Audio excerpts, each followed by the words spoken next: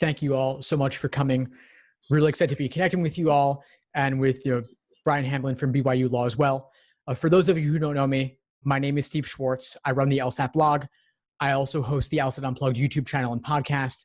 I've been teaching the LSAT for about 15 years now, and surprisingly, it's actually been a lot of fun. And admissions is not my game, though, so I'm very excited to welcome Bryan Hamblin, Director of Admissions at BYU Law. Bryan, welcome. Hey, thanks. Great to be here. Thanks so much for joining us. So I would love it if you would just dive in and share a little bit about yourself and your background, and then we could jump into the agenda for tonight. Yeah, you bet. So at some point as an undergrad, I decided I want to do higher ed as a career.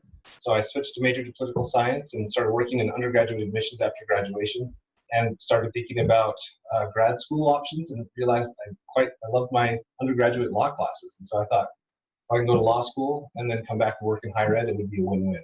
So that's what I did. I went to Indiana University for law school, and I did some undergraduate work, did like career counseling, pre-law advising, then also worked at another law school doing admissions, and I've been here at BYU. This is my second year. Oh, wow, fantastic. Yeah. Fantastic. So I was thinking that, Bryan, for tonight, we could start out by talking a little bit about some of the recent LSAT changes over at LSAC. That's a big topic of interest among students with the digital LSAT, cancellations, retakes, and so on. And the big question, of course, is how does admissions look at all of this? And so I guess one topic that comes to mind that I get a lot is students asking, I took the LSAT, it was digital, something went wrong with the tablet or something went wrong with the proctors because it is this transitional period. How will admissions look at things if LSATs are lower than expected or there's more cancellations than students might have otherwise had? I think, speaking for us, I think we'll be pretty forgiving if there are some technical difficulties. I feel like if it's a lower score, a student wants to address that, that's fine, but I would probably just sign right up again and try to take it again. Having gone through that digital experience, you at least know what to expect, and hopefully there aren't any complications. Cancellations, we generally, and I mean, unless there's a sort of a pattern there, we really don't view negatively here at BYU. I can imagine exceptions, but as a general rule, if you want to address that, if somebody cancels for some reason, especially if it's because something went wrong with the digital LSAT, or your tablet froze or whatever it might be, absolutely, share that with us. But as a general rule, it's not a big deal unless it sort of contributes to a pattern of issues that seem to pop up. That's good to hear, and that's my intuition as well. That one cancellation, no big deal. Anybody could have a bad day. Yeah. And then with regard to the score being lower, I think the ultimate takeaway I got from you was something I've heard from other admissions officers as well, which is basically retake, and get that higher score. Yeah. I mean, it seems like there is an adjustment, especially if people have been studying with the paper, taking paper practice tests. I think getting used to it, my understanding is it's been pretty seamless. People have been pretty happy with the tablet, and the way that it's been set up. It runs pretty smoothly, but I understand that there can be a transition and it might not be smooth for everybody. But hopefully that's something that they can also learn and eventually kind of match the scores they were getting on the paper tests. Right. So let's say someone took the LSAT in July. Maybe they canceled because of the free retake. That was a unique thing for the July LSAT. Then they took it again or they're taking it again in November, let's say. And then they're thinking they might want to retake in January.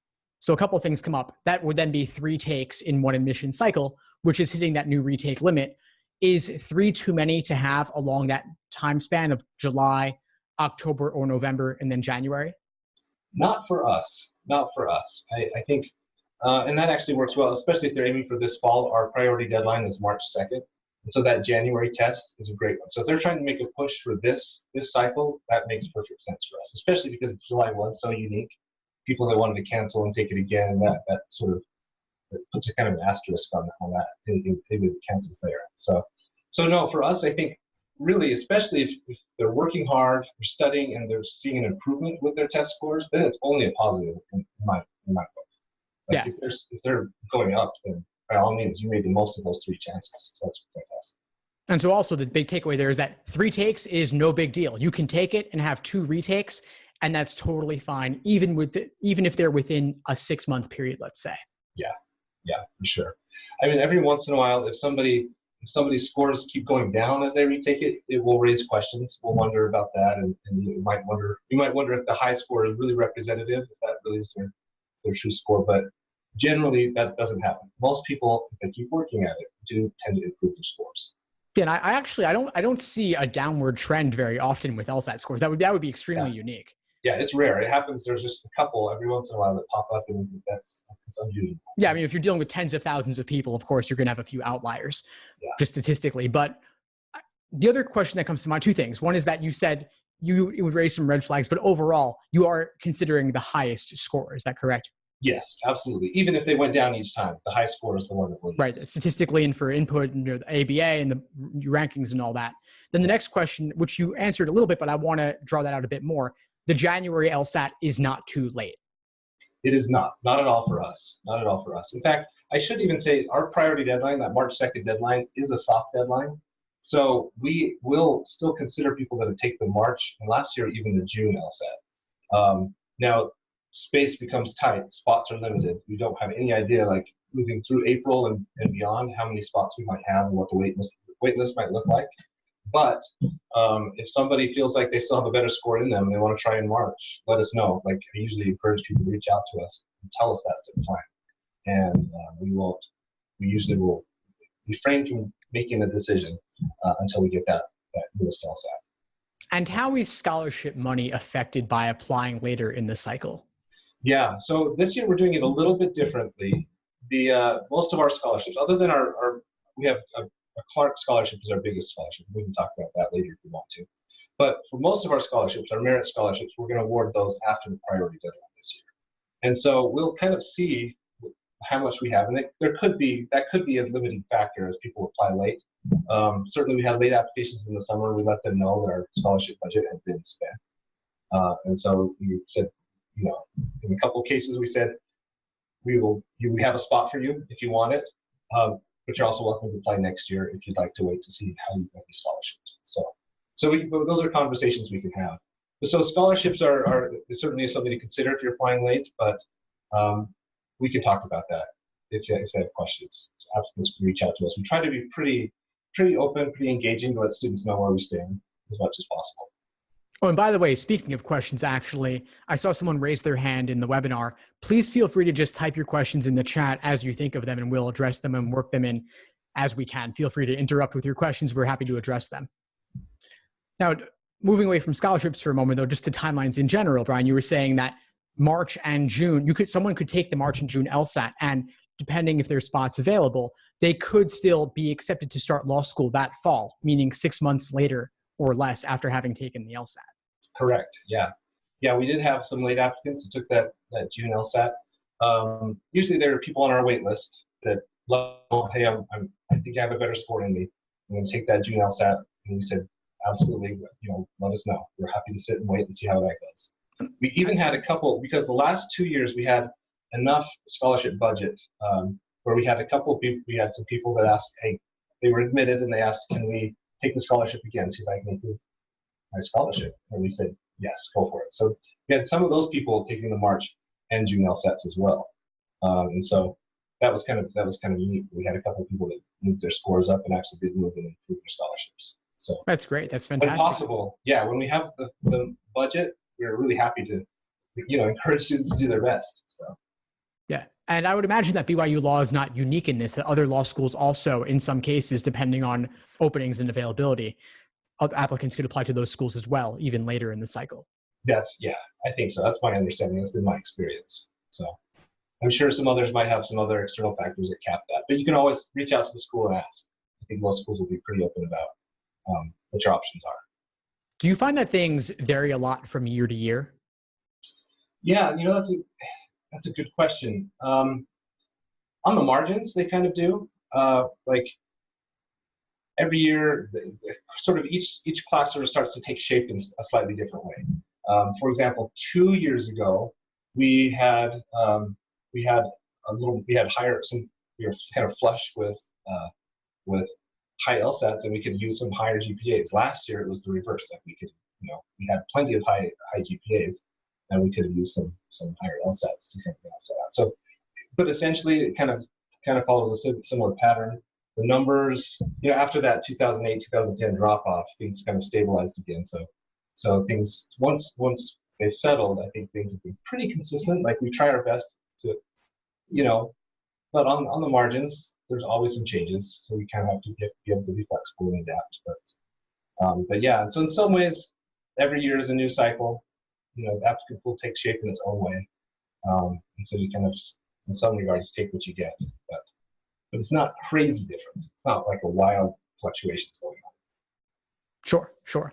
All right, so I want to talk a little bit in a general sense about different parts of the application, and then we've got some really specific questions from the audience here. Just generally speaking, law school personal statements, what are some do's and don'ts? Any particularly bad statements you've seen recently?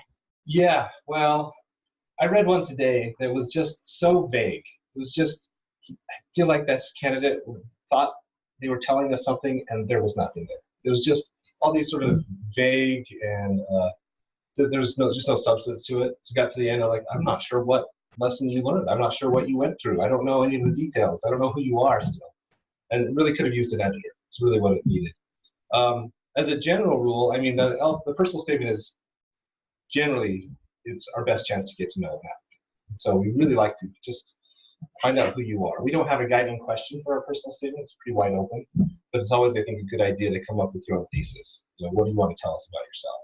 And it could be why law school. It could be this is something in my life that made me who I am. It's really difficult that I overcame, or there's a number of ways you can go about that. And what's funny, for whatever type, whatever style of personal statement you see good ones and you see bad ones. You see ones that are handled really well, and you see ones that are handled poorly. And sometimes when they're handled poorly, they sort of fall into the cliches. They kind of tell you, well, I want to go to law school to help people. And then they leave it at that. They don't tell you what that means to them, or they don't show you how sort of their demonstrated commitment to helping an underserved population or engaging in a certain type of work. Where as a reader, we almost say, well, obviously law school is the next logical step. Like we can put the pieces together really easily when it's done well. And so those are, some of those things make a difference when we're reading it. Of course, just almost like 7th grade writing advice, well organized, that 5-paragraph paper. You don't want to be introducing new ideas at the end. Like having some structure really matters. It really helps. And of course, again, like I mentioned before, taking it to an editor, that makes a difference too. Yeah, I really want to emphasize that, especially getting it edited. There is no reason not to have a second or third or fourth or 10th pair of eyes look this over while still making sure you retain your own voice. I mean, the writing sample will be the unfiltered writing, but there's no reason it can't be edited and perfected. Yeah. And like you said, the part about kind of retaining your own voice, obviously there's editing for grammar and spelling, which matter. But there's also the editing, like to say, is this coming across? Is the tone that I was hoping to strike? How does it maybe take it to somebody who doesn't know you? So what do you think of this person, that you're reading? Does this come across as, sometimes people come across as arrogant or privileged or complaining, whining. Others times, you're hitting the right tone where you're coming across as confident and also somebody who's been introspective and has learned a lot and has grown as a person and is eager for law school to be the next step. So tone, you can have editors that help you with that too. Yeah, and in a way, I think sometimes applicants they're overly formal to the point where it becomes vague, as you said, and then it actually doesn't have their own voice at all, and they need other people to help bring in their voice or bring it back to that. Yeah, and those with their own distinct voice are typically sort of the most memorable. You feel like, oh, I know this person. I see this person, and it helps because you have their transcript, you have their LSAT scores, you have their numbers and some of those things, but it helps you see them as a person, helps them shine through, and that's pretty exciting. Yeah, it definitely is. I think that ultimately the worst personal statements that I review for my students, it's not that they're choosing bad topics, because usually people have the judgment to avoid bad topics that are clearly taboo in some way or just inappropriate, but it's just that they're boring or they're not showing any anecdotes or details. Yeah. Yep, I think you're right on. Yeah. Now, how long do you typically want personal statements to be? We ask for just 2 pages. We really want them to be nice and succinct. And so stick to 2 pages. Yeah, that's what I typically recommend. I'll typically recommend that folks write a rough draft that's like 3 times that length and then just chop it down bit by bit so every piece is airtight. Yeah, I think that's great advice. Resume-wise, for what it's worth, we want 1 page, which sometimes people feel cramped by that. I mean, we have professors that sometimes apply and feel like, I have, a lot of years worth of a CV here, and you want it 1 page? And we're like, we want 1 page. Yeah. And so for an undergraduate, somebody coming right out of undergrad, I think one page should be very doable, but uh, not everybody kind of follows those instructions. Yeah. Yeah. I noticed that. I mean, it is definitely hard for applicants to fit the resume to one page because everyone thinks every detail matters, but you got to make some tough choices there. But Yeah. do you notice things like if things are not formatted correctly or they're not, the style is not consistent throughout? Yeah, we do. We'll kind of note it's secondary. Like the content matters more, but I mean, good formatting always helps. It just makes it more legible. It just helps it be more like well organized, and so we'll notice that, but it's secondary. Right. What about character and fitness statements? I mean, do you notice any mistakes there? Or is there anything that you're uniquely prone to looking a bit more closely at? You know, well, I think when character and fitness statements go poorly, I think there are usually two things. One, sometimes people can actually overshare. I think, like sometimes you can just stick to the facts. You can be sort of let us know what happened and what you did to take care of it, and that's usually plenty. Other times people can be um, they don't usually come across as well when it sounds like people are making excuses, but they haven't taken ownership for what happened either. And so that doesn't always read as well. But so for the most part, I think a lot of those character and fitness things just stick to the facts. Let us know what happened. Let us know, how you resolved it. Let us know where you were with that. Maybe every once in a while there might be a couple of issues that pop up, academic integrity, plagiarism, or something where we might want to know. Just tell us a little bit more about how that you resolved it, like because those are some issues that might linger for us. The funny thing about that is all those character and fitness issues are usually pretty unique, so it's hard for me to cast a big generalization. But hopefully those two tips help a little bit. No, I think they do, and I think taking ownership and I guess addressing the concern that could this happen again. Yeah. But what about, I guess for me, they would fall into like two major categories. There's like traffic tickets and like youthful indiscretions of a minor nature in undergrad versus like major felonies that I think a significantly smaller percentage of applicants would have. So for the former category, the minor stuff, either youthful stupidity or traffic tickets, what are you looking for in that in terms of like length, in terms of just tone overall? Yeah, again, usually pretty brief. I mean, I think 1 to 3 paragraphs even. I mean, again, depending on what it is, just to kind of let us know what it was and how it was taken care of. It's resolved. Not going to happen again. That's typically plenty. I don't want to read another personal statement about that issue, which every once in a while we get that. But yeah. Yeah, that makes sense. I could see how you wouldn't want it to be the focus of the application. I mean, that's something that's so minor and should be shorter than a personal statement, right? Yes, that's exactly right. And sometimes people like the sort of the focus all of a sudden changes, like where people spend more time on that statement, and that is almost telling us more about them than the personal statement. Right. And I guess for the applicant's perspective, you should focus on something positive. That's right. Right? Yeah. Now let's shift gears a little bit and talk about letters of recommendation. And we could talk about where to get them and such. But one question I keep getting from applicants is if I'm reapplying the following year, do I need new letters? And how old can the letters be? Yeah, so my opinion is that if they're reapplying just that next year, typically those other letters, if they're usually, so let's say they applied towards the end of the cycle. They applied in February or March. And then they're applying again. They're like, I didn't get in. I'm going to get a jump on this. Their application opens up in September. I'm going to apply in September. Those letters are not that old. They're not even a year old for a lot of these students. And I'm pretty comfortable with those letters being the same. After a year, I think it makes sense to get them like redone, freshen them up. Even if they're from the same professors, same recommenders, I think it just helps so that the date, so we can see that they've gone to the effort to improve their application. And so yeah, I do think that after that first year, it's sort of up to they can use their best discretion, but I don't look down on somebody that's reusing those same letters. Yeah, that makes a lot of sense. I guess current is more relevant, of course. Yeah. Now, as for who to get them from, is it okay to get from 2 professors, 2 employers, one of each? we here at BYU, we have a strong preference for professors. We'd love to see those academic letters of recommendation. And most of the time, it actually is because they tend to do a better service for the students. They tend to tell us more. And so the professors just, I think, have a sense of how to write these letters to let us know some of the things we're looking for in applicants, and give us an idea what to expect as we bring them into our own classrooms. And so our preference is professors. Now, there often are situations where they have a real strong professor letter, and then there's somebody else that's a supervisor, maybe an advisor of some other kind, where they feel like can offer some additional insight and still write something good. And so by all means, they're welcome to do that. And of course, non-traditional applicants, they're a little bit older and they've been out of school for 5-10 years.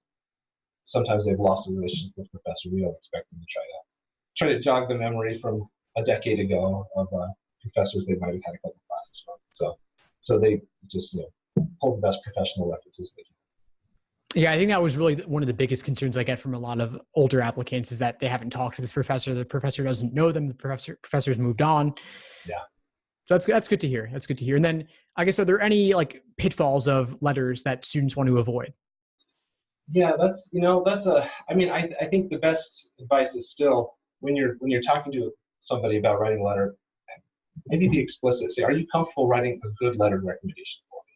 And it's like, I had these classes from you, I did these things. Here's some of the comments you made on my papers or my exams. Hopefully they were positive. There's a reason why you're going to that professor and asking that question, but just to make sure the professor really is fully on board in sort of supporting you in this effort. It's still rare that we get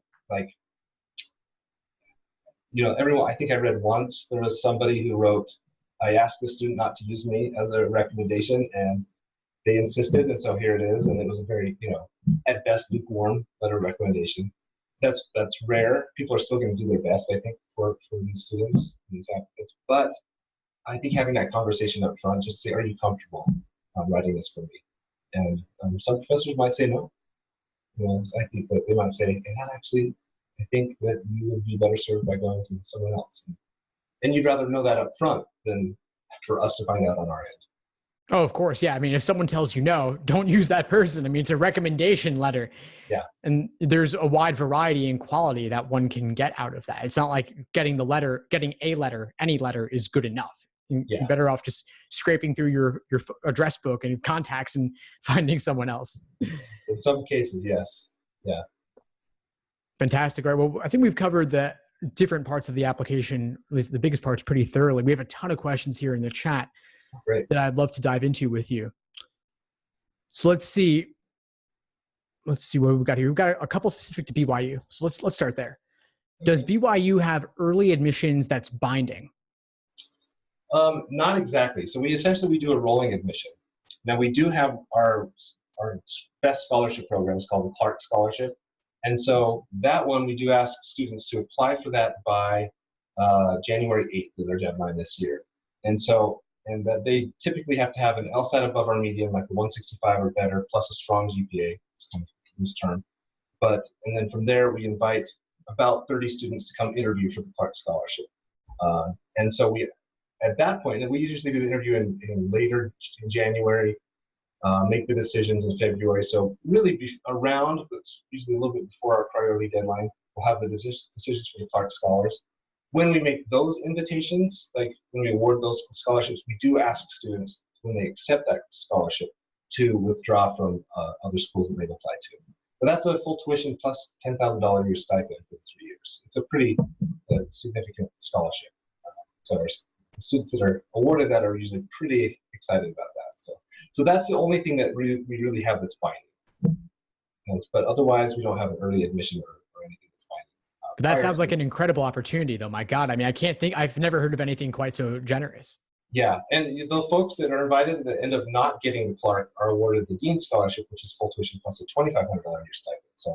So it's worthwhile, I think, for people to do their best and apply early and get on board. Yeah, to aim for that. That's still quite good as well. Yeah, I would encourage anyone considering BYU to definitely go for that if they're interested. Yeah, and it's funny. I mean, we're already, like, as far as value goes, we're like the best return on investment of any. I think we're right there, 1 and 2 in the top 50 law schools. We have the best tuition of any of the top 50 law schools. So there's already some value there, but if you can add a scholarship like that, it's nice. It's nice that so many of our students graduate with like debt-free. I think 27% graduated with no student loans this last year. And so That's amazing. it's significant. Definitely opens up the career opportunities afterwards without that weight of the debt hanging over you. Yeah, that's what we're hoping. Yeah. Fantastic. All right. Well, let's get some other questions here. Someone went to the career fair at BYU, Idaho, and heard, is that the same as your school, or are they affiliated in some way? What's that relationship? Affiliated. Like? So all the BYU schools, BYU here in Provo, BYU Idaho, BYU Hawaii. So we all are affiliated kind of with the Church of Jesus Christ of Latter-day Saints, but we all are our separate institutions that are run separately, and so there's not like a direct link.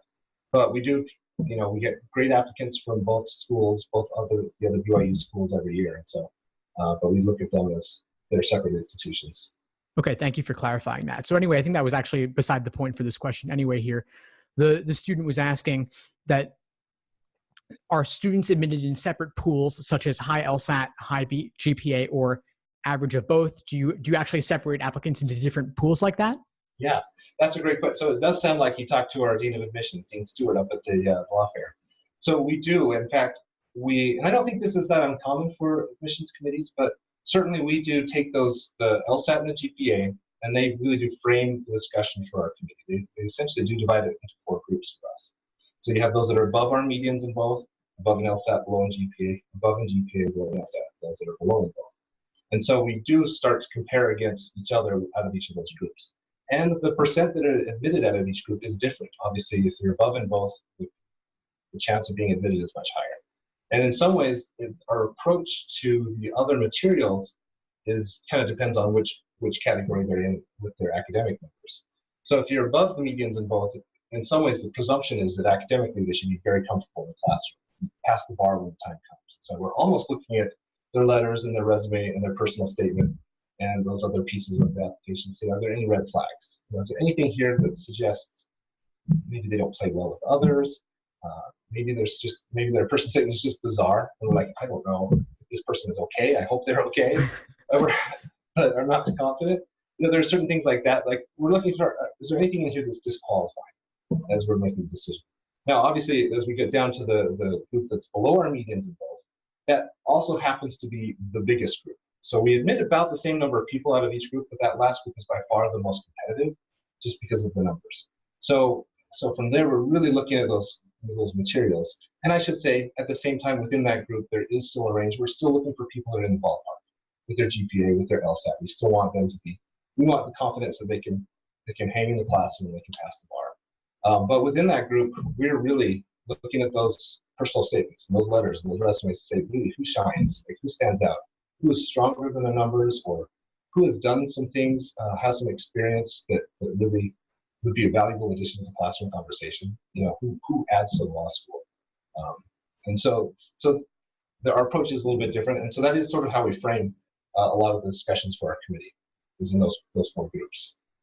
Well, thank you for clarifying that. It's very interesting to hear what's going on behind the scenes, how you're grouping different applicants. And it's also good to hear that if someone is below the numbers, below those medians on both LSAT and GPA, that those soft factors, if they're as close to perfect as possible, those can make a difference. Yeah. Every year they do. Absolutely do. So amazing. Very interesting. All right. So we got some more here. Nikki's asking for older, non-traditional applicants, best people to ask for letters of rec. Aside from employers, is there anyone else who would come to mind? Well, it does. Again, it depends on the applicant. It depends on what they've been involved with. I can think of some of our applicants where they've done a lot of volunteer work. So maybe it was with somebody in the community that was working on the same organization, who could have been a supervisor, could have been a coworker.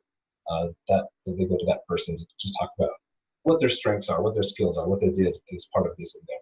So it kind of depends on the person, but so the most common one, of course, are professional references, the supervisors, the bosses, those people that watch them work every day. But it can vary.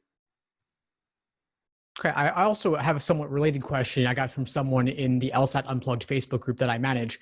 Someone was telling me that BYU asks for a letter from clergy.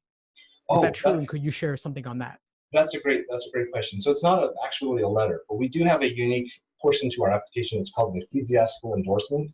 And so because we're affiliated with the Church of Jesus Christ of Latter-day Saints, and we do have an honor code that we expect students, regardless of what faith or non-faith you might have, we ask that you're willing to live these certain things. And so there is this ecclesiastical endorsement. It's this two-step. One, if you're not LDS, we ask you to go to your own religious leader to kind of walk through, have them fill out a form. So it's not really a letter, but it's just fill out the form. And then for the second, to come to the BYU non-denominational chaplain for that second. For our LDS students, it's their local bishop and then their state president. We'll see those. So that is actually, that is an extra kind of step that I think is pretty unique to us. But if students happen to have questions about how to do that, our BYU undergraduates are pretty familiar with that process. They do that already. But other students that haven't gone to BYU, if that throws them off at all, if they have questions or not sure how to make it work, absolutely contact our office. We're happy to help connect you with the people you need to connect with or answer your questions about that. And those letters, are they fairly straightforward in somewhat more of a template style than the traditional letters of rec? Yeah. And we don't even consider it a letter. It's more like check boxes. They'll just kind of say, yes, they agree, they understand what the honor code looks like, and we anticipate our students won't drink alcohol while they're here, for example. So some of those things. So. Right. Very interesting. Okay, thank you for that. Yeah. We have a question on law school selection. So basically, what kinds of things should applicants look for when they're choosing a law school? Yeah, there's some of that is going to be a little bit unique to each student. And I usually go back to even my undergraduate admissions days, those the 4 Ps, right? So you have place, programs, people, and price.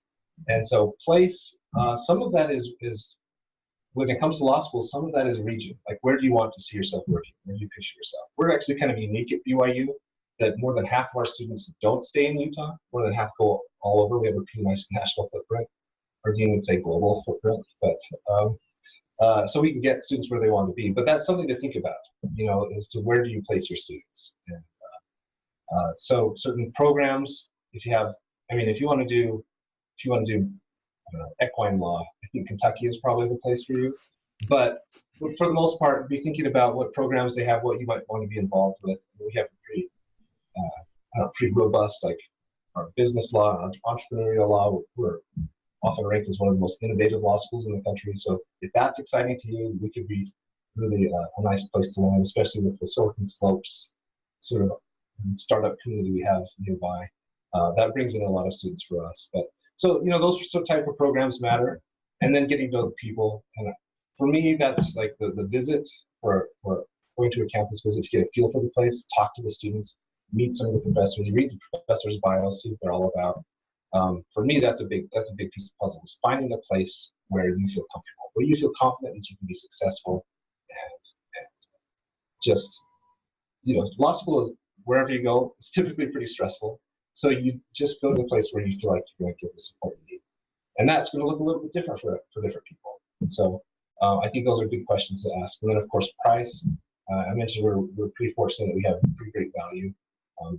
So our regular tuition is less than most in-state tuitions around the country, and then if you happen to be LDS, it's an even better deal, since we're a private school rather than in-state, out-of-state. The difference there, we have the kind of the LDS or not difference.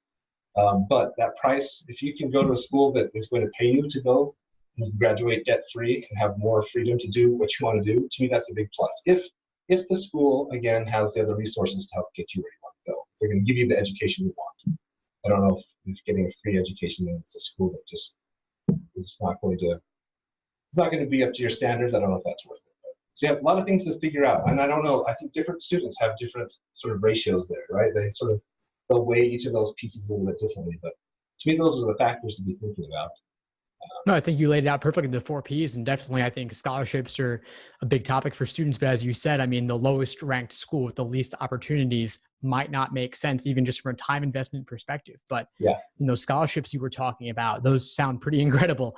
And even if not, if the tuition's not too bad either, then options are open afterwards. Yeah, yep, that's what we found. And so all of those things, those things, they make a difference. What's funny, the place we're here in Provo, Utah, so right up against the mountains. Like even our football stadium is often listed as one of the most beautiful places to go play football, and our law school is even closer to the mountains. So it's pretty dramatic. So we do get people that are interested in skiing or mountain biking or hiking. They just kind of love the outdoors.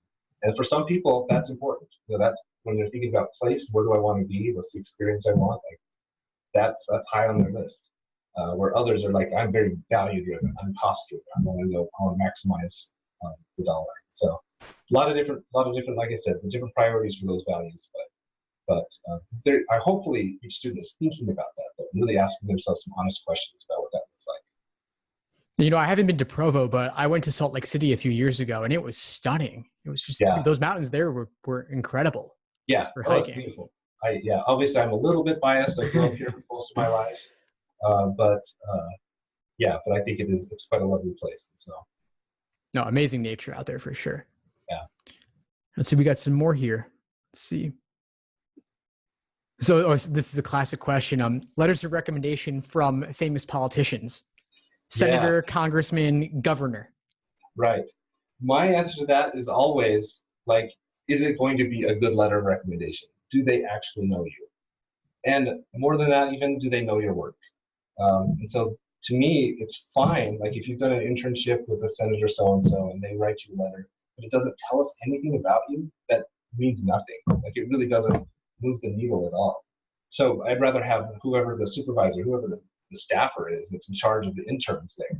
They can talk about how your skills and how you worked on your tasks, what you brought, what value you added to the job and to the office. All those things are much more valuable than the big name. And sometimes we get like maybe a judge will write a letter that says, "Oh, I grew up next to Johnny. He's a great kid. I highly recommend him. I think the world of his family. They're wonderful parents." And that doesn't help. So it really, if you work closely with somebody that happens to have a fancy title and they can really break down like very specifically who you are and why you are fantastic, that's great. Go for it. But the name is really not that important. Yeah, I would think of it this way. Like if you worked as the chief of staff for a member of Congress or something, then you know them well, no doubt. But if you worked under the chief of staff, then maybe you want the chief of staff to write the letter, not the big name. Yeah, I think you're right on. Yeah. We're of like minds on that. Let's see. Here's one about application volume. So we were talking about time at which one applies in the cycle. Yeah. And so obviously more opportunities available, more scholarship money relatively earlier.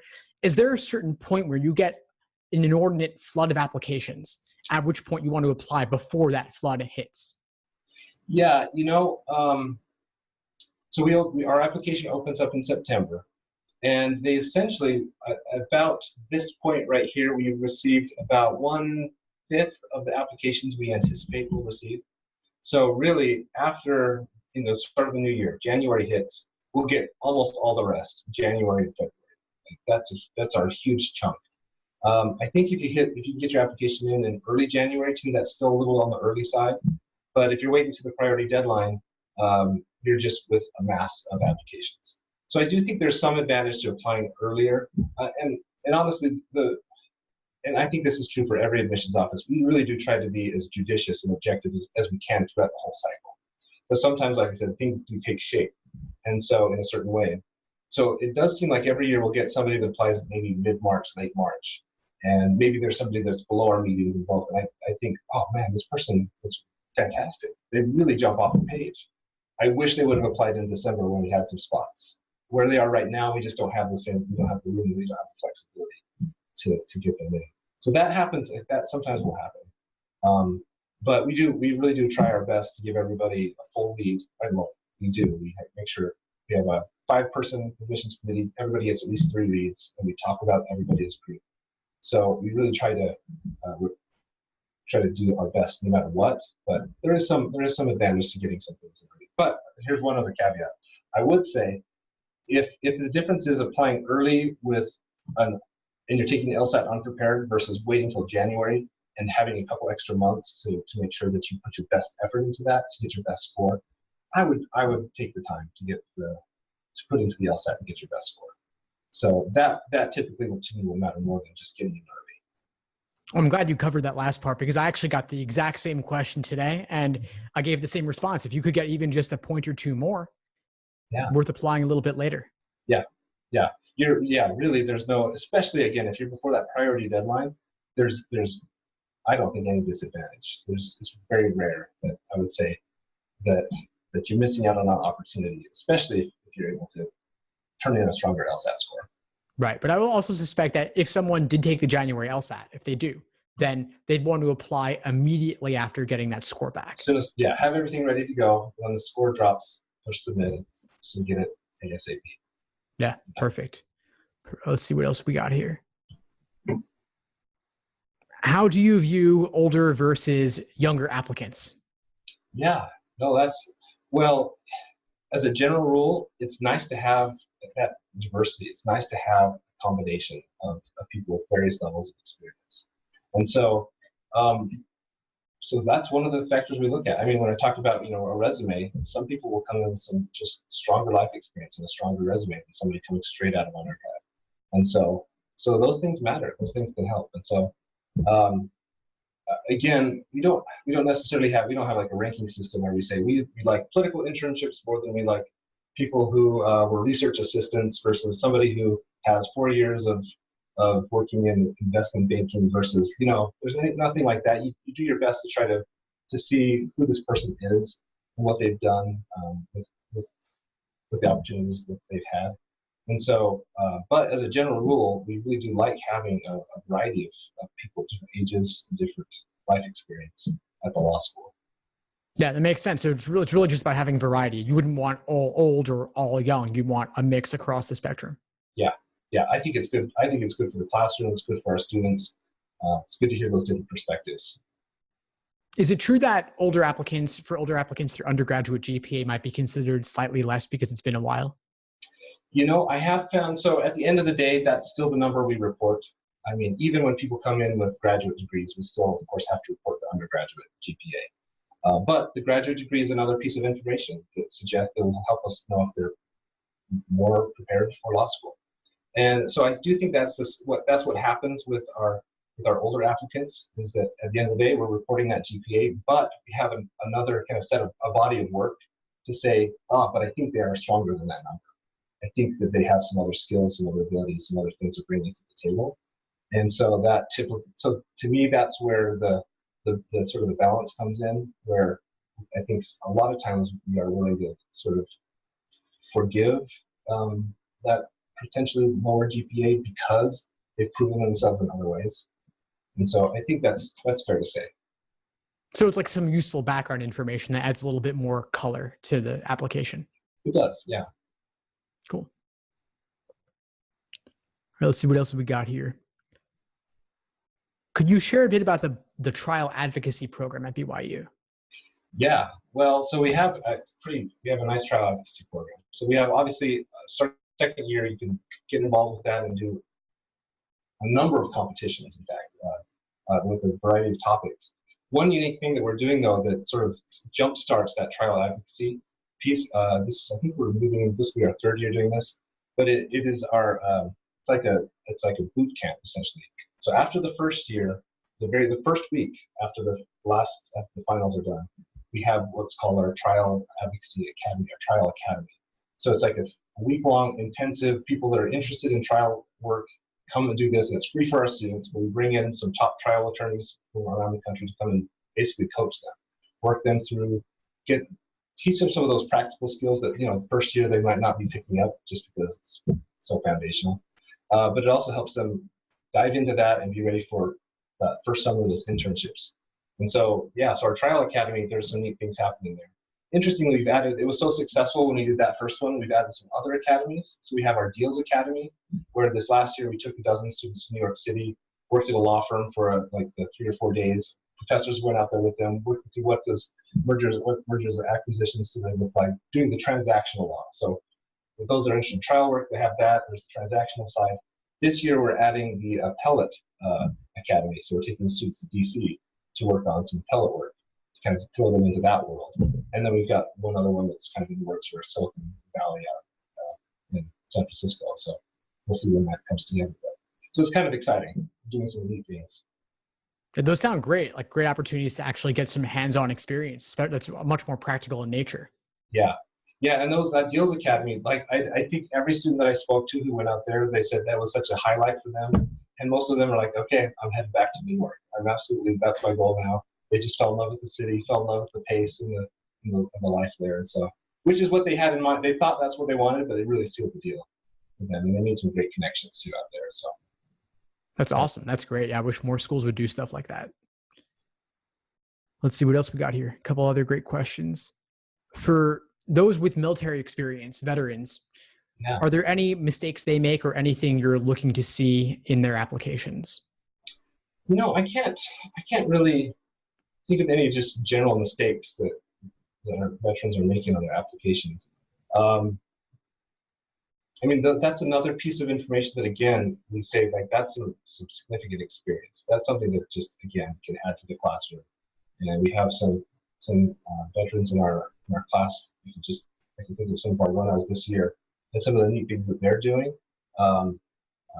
We actually have a pretty robust, as far as our JAG program. I think we might have had the biggest JAG program in the country this last year. We had people from each branch of the military that did JAG this last year, graduated into those different branches. And so there's some neat things happening. So, but I don't know if there's anything that's just a general mistake. I think it's kind of similar pitfalls is don't underestimate how long it's going to take you to prepare for the LSAT. Make sure that you're putting the time and care into your materials. So even with that military service and that great experience, that can't be the only thing. You've got to see some more to go along with it. But I think it's always a plus to see somebody that has that background. I mean, it definitely shows discipline, hard work, commitment, perseverance, but you still got to have the numbers. Yeah. You still got to get in range. You got to get to that place where we feel like you're in the ballpark at least, and then we can say, this person, again, really stands out. They've done some other things that really stand out, and that matters. Very cool. Very cool. All right, so let's see. Do you have an option for students to start in the spring semester, or does everyone start in the fall? Just fall start for us, which I think is pretty common. Last I checked, I think there were only 15 law schools or so, give or take, that have a spring start. So for us, we just do a fall start, so just once a year. And what about current medians for those looking to apply now? Yeah, our medians right now, we have a 164 on the LSAT, and last year our median GPA was a 3.82.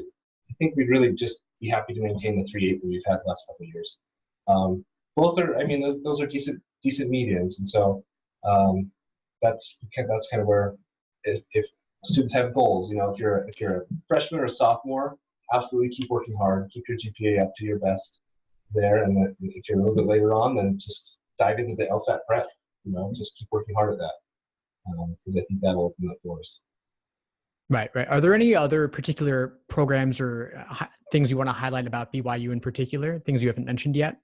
Yeah, well, there are a couple things. It's kind of neat. So we don't have any formal concentrations, but we have we have kind of a smaller class size, usually between 105 and 120. It's pretty typical. But we have a teacher to faculty to student ratio of 5.3. And so our students can really get in here and kind of craft their own specialization if that's what they want to do.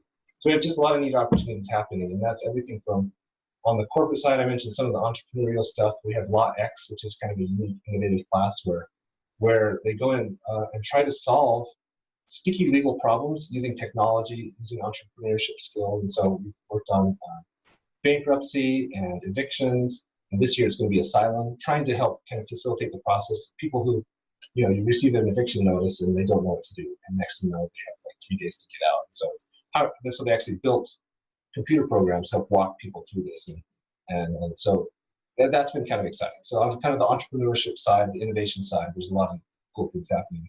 But on the public service side too, we have a lot of neat opportunities. We have professors that take students down to Dilley, Texas every semester to work with women and children that are seeking asylum in asylum centers.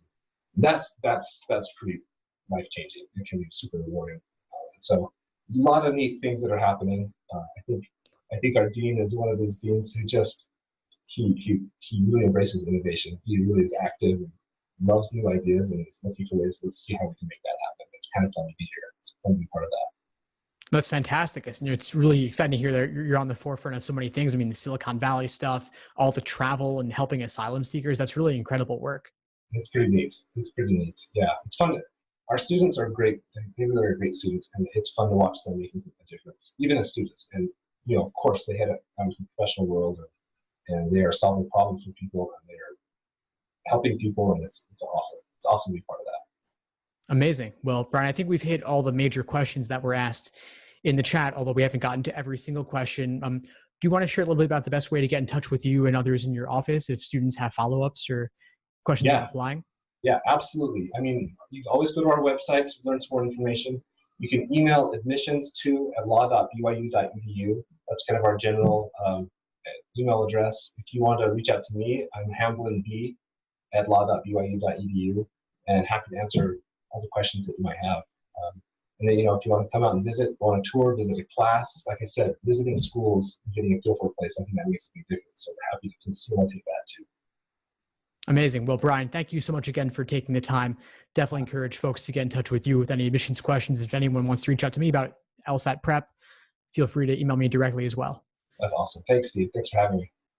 Thanks for tuning into the show. Please subscribe if you haven't done so already to be notified of new episodes as I release them. And feel free to reach out if you need anything at all as you move forward with your prep. I'm happy to help however I can. In the meantime, I'll wish you all the best and take care.